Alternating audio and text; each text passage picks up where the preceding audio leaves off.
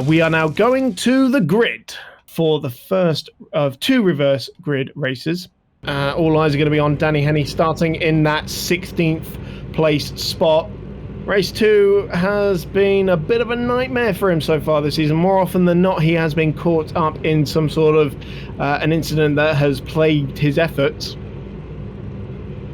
And usually gets him a good grid spot for race 3 as well. But certainly all eyes are going to be on the championship leader. Remember, Dobertsberger needs to outscore him by 20 points in this race to keep the championship going to the final race. Kyle Power, 95 points adrift. It's going to be a lot harder for him. Richard Molden on pole position for this one as the red lights are on and we're about to get underway for the first of two reverse grid races at the Circuit of the Americas. Away they go, and Molden immediately coming under pressure from Taro Tylus from the front row of the grid, but it is Molden who's going to lead the field into turn 1. Look at Barry Kemp in the golf colour car getting up into second place into turn 1 already. Fantastic start by the South African racer as Tylus now coming under pressure from Langen and Ruskowitz. Behind him, Alex Van Gien right in the mix as well. He is, and crucially, Henney kept it clean. He's just gone around the outside of Spanners through the S's. He's up a good number of places, which is excellent for him. Just so you're aware, he needs to finish above in 8th or higher to seal the championship this race. So safely through the S's for the first time. Crucially, Henney has gotten away. He's 2 places behind his nearest title rival, Alexander Dobertsberger, who is in 9th place. And who is that who's spun down at turn 11? It is Ishmael Basso, the man who is going for the Gold Driver Championship, I believe. He was in that black and white livery that was facing the wrong way down at turn 11, so a disaster for his title hopes in that class. But up at the front of the field, John Langen is making progress. He's up past Taro Tylus now and up into 3rd place. Alex Van Gien, the next man in the queue. Molden still leading this race ahead of Barry Kemp only by 0.6 of a second. And look at Danny Henney behind them. He's making progress. He's already got past Dobertsberger, who's down in 10th place, but Henney has moved up to 7th place already.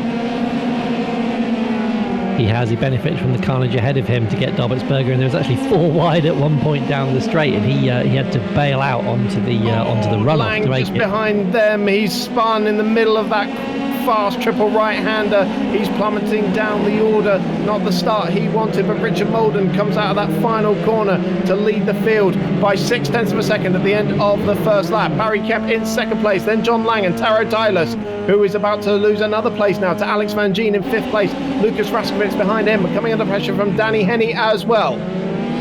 Van Gien going through on the inside and up into 4th place. No, Tylus fights back on the exit of the corner. That was great elbows out stuff behind them. Henney did get through into 6th. Yeah, the outside line is actually quite beneficial through turn 1 because you then have the inside for the next fast part of the S's. It's very hard to blend in there. So Van Gien's going to come under pressure very quickly from Henney here. Whoa, that was close through the S's. Not sure Van Gien saw him coming. And Lucas Raskowitz, the man who has just been crowned the silver class champion, waiting in the wings as well. He's there in 7th place. But eyes on Henney as he looks to make his way past Alex Van Gien, who looked like he was having a bit of a lunge at Taro Tylus there into turn 11. And look at Adam Rosales behind them, coming up behind Lucas Raskowitz. They're side by side. Henney also making his move on Van Gien for 5th place. He'll have the inside line for the next left-hander. These two have been racing for years together. They know each other inside out, and that was a good move from Henney. He's managed to seal that deal. Dobertsberger making the double overtake work into that corner as he got past both Raskowitz and Rosales and is now up in 7th place behind Van Gien. Currently, as it stands, if Dobertsberger does not win, Henney has to finish. If Dobertsberger wins, he has to finish above 8th place. So Henney is on course for the title as it stands. But Dobertsberger needs to outscore Henney, which he is not doing at the moment. So this would give Danny Henney the championship with a race to spare. Up at the front of the field, Molden hugging the left-hand side of the racetrack, and the whole field follows him through on that side as they start lap 3 of 9. He's coming under big pressure now from Barry Kemp for the lead of this race, hopping up over the curb at turn 1. John Langan waiting in the wings as well. Look at this pack of 3 cars as they barrel down turn 2.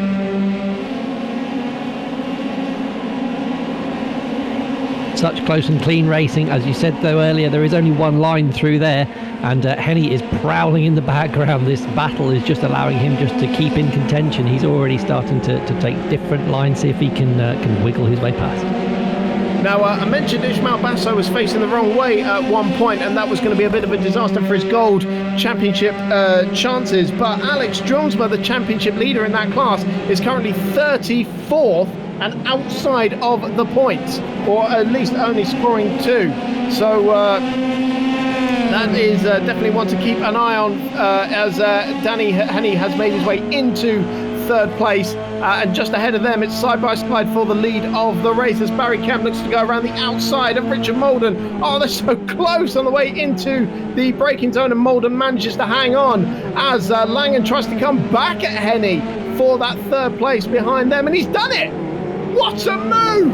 That's fantastic. He's seen the championship leader coming and he is not letting it lie, but Henny fights back through the stadium section and reclaims the podium place. And this queue of cars behind them, they're all waiting to have a nibble at them. That just shows that Henny just can't intimidate them off the road. He's got to get the moves done. As I say, he's got to get it clean. These guys are very competent racers. Molden goes wide at the last corner. Very wide, as was John Langan actually. That's allowed Van Gien to pop one up the inside. Henny's gone wide himself as well. Got to be careful because Van Gien could put the twofer on him there. He could have going for the lead again. Looking towards the inside, down towards turn 1. And he's got the line into the braking zone and he takes the lead. Barry Kemp in the golf colour car takes the lead of the race ahead of Richard Molden, and he just about hung on to 3rd place there as now Dobbelsberger's come through the pack. He's got past Van Gien and into 4th place. Yeah, he did the double in turn 1. He went around the outside. That was a fantastic move from Dobbelsberger. He is not giving up on this championship. He's right behind Henny now.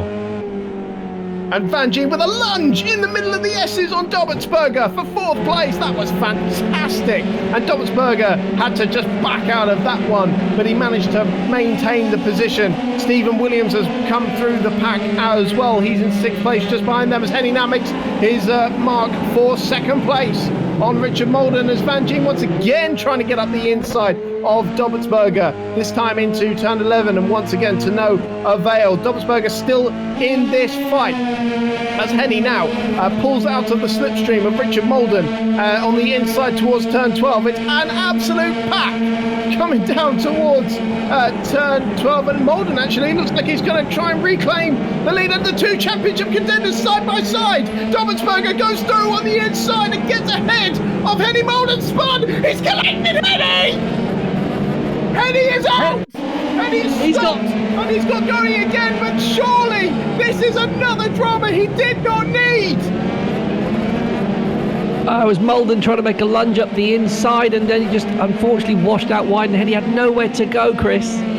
Dobbelsberger is leading the race ahead of Alex Van Gien. Danny Henny has come out in 13th place. Remember, it's the 8th place that Henny needs to guarantee himself the title. I'm absolutely speechless, Chris. We have seen some dramatic finales in this championship, but this one is taking the cake so far. I'm struggling to process it, Chris. That was just absolutely incredible scenes that we've seen here. Henny is back down in 13th, so currently it does stay alive into the final round, but let's see how far back he can fight, because he's in amongst Spanners again, who's alongside in the S's. Yeah, so the battle for 3rd place really heating up as Rosales is now up there as well. Williams was in that position at the start of the lap, went too deep into turn 1. Now side by side with John Langan in the middle of the S's, and that's brave stuff. Power trying to get through as well. Hatton involved in this as well. They're all fighting for position. This is an incredible race. Coming back down the hill again. So it's Power up into 5th place, ahead of Lang and Hatton. And Basso now trying to... Oh no, Power's been taken, he's gone round. He's collected Hatton as well. My goodness, there's absolute drama down at turn 11. Power facing the wrong way. Hatton's gone off the circuit, but they both continue on in the end. That is good news for Danny Henny. He's picked up a couple of spots up into 10th place. He's about to pick up another one, Chris. Yeah, he is. He's actually got 2 in a row. So this is championship position here. If he manages to hold into this corner, that is it for Danny Henny. He's back up into 8th place. Unless Spanners can get back round him, that is back into championship leading position. Despite Dobertsberger managing to get to the lead. I never thought he'd get there, but this is great stuff to fight back. So for Henny, this will guarantee him the title in this race. If he holds this position, with Dobertsberger scoring 50 points, this 8th place finish will give Henny 30, and Dobertsberger needs to score 20 to keep it going into the final round, or there may well just be 1 point in it actually for Henny to have to score. So if he can get past Elliott, oh, what unbelievable timing as John Langan goes for a spin down at the final corner. That's promoted Henny another spot, and that most definitely will give him the title in this race in the most dramatic of circumstances, as we're now on lap 6 of 9 in the first of 2 reverse grid races. Chris, I don't know if my heart can take another. No, I wouldn't count your chickens yet, because he is desperately trying to get past Tim Ellis, and he's got to keep it clean. He's got to realise he's back into contention now, so he's got to just realise that and make sure that he finishes the race. But anything can happen in the last 3 laps, Chris. Absolutely, and especially against a man who has just been knocked out of championship contention in that last race. Meanwhile, battle for 2nd place really hotting up as Alex Van Gien is in 2nd at the moment, ahead of Adam Rosales and Stephen Williams. They are still going absolutely hammer and tongs for the final spots on the podium, as Dobertsberger is now 3 seconds clear and on course for his 3rd victory of the season. Williams makes a move on Rosales towards the inside, and is going to put himself up on the podium. Just behind them as well, Henny making the move on Ellis into 6th place, down into the braking turn at turn 12. And Henny is just consolidating that position now.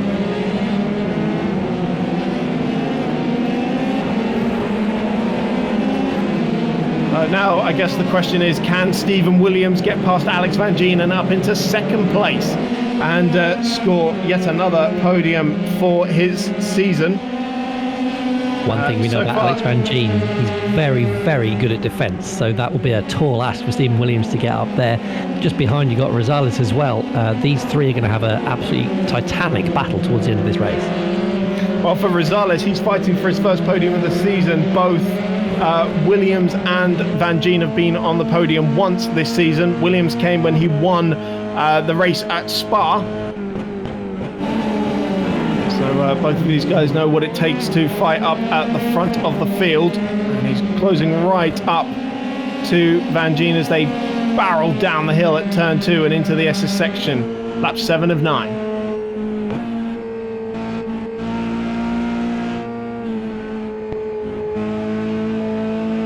Honourable mention here for Spanners, who is quietly driving along. He's only half a second behind Ellis in P8, so that's going to be a good score for him today. Yeah, absolutely, and just a mention to the Gold Championship. Haven't seen Harrison making his way through the field, unfortunately. I fear he's been... Oh no, sorry, he is in 9th place, actually. So will still be outscored by Basso. That may well knock him out of... Well, it depends where Dromsma ends up in the end, doesn't it? Because we saw earlier he was at the very bottom of the point scoring positions. It doesn't look like he's going to make any more progress, actually, as he's in 35th and a lap to his next contender. So it will be 1 point for the man leading that class going into the final round. Meanwhile, his nearest rival will be in 5th place as it stands. And if they finish like that, they will be level on points coming to the final round. Wow. Okay, what about Harrison? Where does he fit into that? I'll let you work that one out. 9th place. Ninth place for the man who won the first round, the first race of the night. While you work that out, we'll go back to this battle for second place. Alex Van Gien getting the back end sliding as he got on the power out to the final corner. That's given Williams the run, but Van Gien covers the inside up the hill. And he's gone way too deep into the corner, and Williams says thank you very much. An easy pass into second place. Rosales very nearly into the back of Van Gien as they come through turn He touched his right rear wheel. I don't know if he's got damage to his front ring there, Rosales. Well, Van Gien put Basso on his tail. Van Gien just got up on two wheels there as he clunked the curb. Surprised he survived that one, to be honest. He's carried on. Don't count out Ishmael Basso as well. He is on an absolute charge, and if he makes up a place here, he'll take the lead in the gold driver standings. We knew the gold one was going to be very dramatic, very topsy-turvy, but fantastic stuff. And of course we've got Danny Henny, who is set to take the championship in this race. He is. You were talking about the gold championship, so this, as it stands, it would be Harrison 29 points behind Drilsma and Basso, equal on points on 378. So we would have all three of them still in contention as Henny makes the move into fifth place ahead of Ishmael Basso. So that actually costs Basso a point in the championship. That's actually going to cost him 2 points there, that position. That's good news for Alex Drilsma at least. And of course, he'll be coming up from that 35th spot.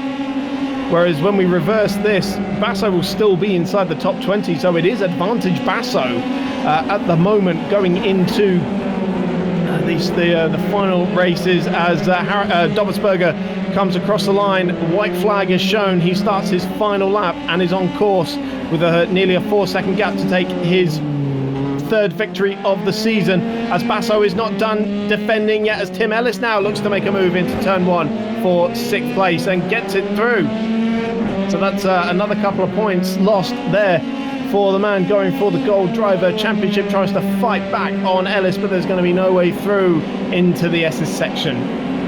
Tell you what, Chris, that third place for Van Gien is not safe, because Rosales right there. Sorry, Chris Ellis has spun right in front of Basso, and that has cost him even more places. He's gone down the order. He is now in 9th place. Van Gien under pressure into the corner before the straight. Rosales goes to the inside. He hasn't been able to defend it. So Rosales, and Van Gien's gone way too deep into the corner. Rosales surely is going to go straight through, comes back on the circuit, and Rosales has to dart over to the left-hand side of the track. But here comes Danny Henny as well, could still put himself up on the podium. Rosales going for his first podium of the season. Henny trying to secure his second championship with absolute might. He's down the inside. Van Gien sweeps across both of them. Fantastic stuff, but Henny goes through into 4th place as well, and Rosales was the man who looked like he was going to be making up a place going into turn 11, actually ends up losing one, and Van Gien hangs on to the podium. Meanwhile, Alexander Dobbelsberger is coming through that very fast triple right-hander. It has been an incredible battle for the championship. It looked like he might just put himself back in contention after a fantastic second victory of the season at the Red Bull Ring. And so far in this race, he has done everything he needed to do. He comes across the line to take his third win of the season. Stephen Williams in 2nd place. Alex Van Gien takes to the podium. Danny Henny is 5th across the line as he got beat. 4th across the line. It doesn't matter to him. He is the Missed Apex iRacing F3 Cup champion. And what a fantastic race to do it on. Alex Dobbelsberger is joining us in the commentary booth now. You did everything you could there to try and keep it alive, but unfortunately into the final race, Henny sealed it. How was that race for you, Alex? Danny had a bit of bad luck. He got taken out, I think, in lap 3 or 4, and I survived it and took full opportunity of that.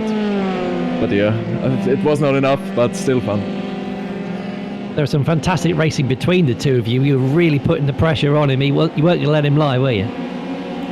Yeah, it's so hard to overtake here. You lead like 1.5 seconds or 2 seconds over a gap to overtake here, and you really have to take every opportunity you get. Well, you certainly did that. Thank you for such a thrilling end to this season. Thank you, Alex. Thank you very much. I think we should get Danny in here as well just before we get going for race 3. Let's just bring him in and congratulate him as well. And as I tell you that David Hatton will be on pole position for race 3. But here we have Danny Henny. He has indeed broken the championship curse. But there are a few dramas along the way, Danny. Oh, I won't tell you what I was saying when Mowden destroyed me. Yeah, it was looking pretty good. But yeah, I'm absolutely over the moon. My heart rate must have been about 200, I reckon. But yeah, certainly an eventful race, and they made me work for it. But chuffed to bits, absolutely chuffed to bits to break that curse. So, well, you've got it all wrapped up. Now, what can we expect from you in race 3? Just pedal to the metal?